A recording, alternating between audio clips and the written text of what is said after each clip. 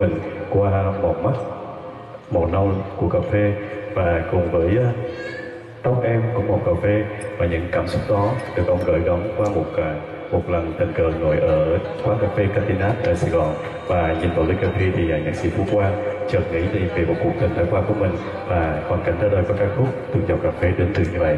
Và sau đây xin mời quý vị cùng đến với nhạc phẩm này cùng với tiếng hát của anh Bình Minh.